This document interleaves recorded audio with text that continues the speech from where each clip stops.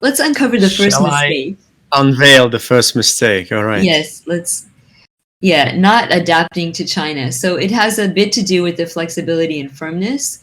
But still, CEOs told me that, companies are still making mistakes in not adapting to China. This hasn't changed from the first book, and I think in some ways actually got worse. The reason is that China has changed so radically and is now a leader in digital technology, for example, and e-commerce, so that many companies, you know, the top executives and headquarters don't really fully understand that. Uh, you know, you cannot do things, especially to do with marketing, the way that you can back in the home country. So you cannot use email anymore. No one uses that in China. You cannot use cash. You cannot use membership, frequent flyer type of memberships anymore, because everything is digitized, everything is instantaneous in China. So I think this one has actually become worse in recent years, and was definitely mentioned more in the new book, or in a different way.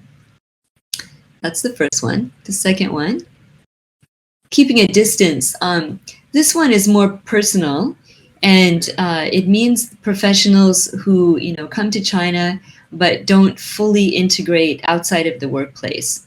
So learning the language is one way, but many of the non-Chinese CEOs mentioned that a secret to their success was making friends with Chinese peers outside of the workplace, people they could really trust. So joining some sort of professional network, maybe taking a class.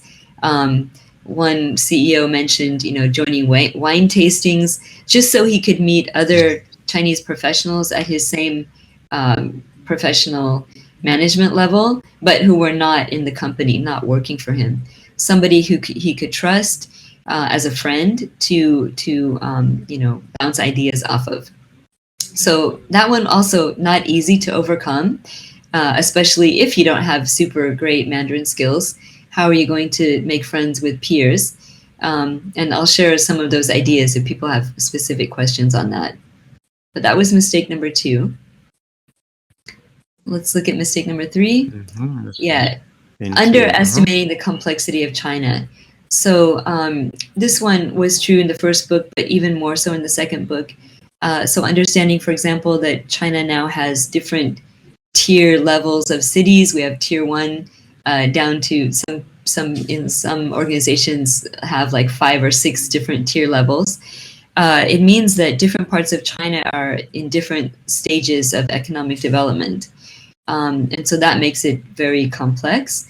On top of that, you have regional languages, regional cultures, regional traditions, regional tastes, and you have also the difference in generations, which has become definitely more strong. The differences in generation than it was for 2006, the first book.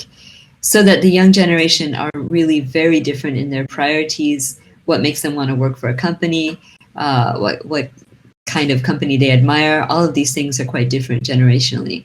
So all of these aspects have made China very complex, and that leads to the third mistake.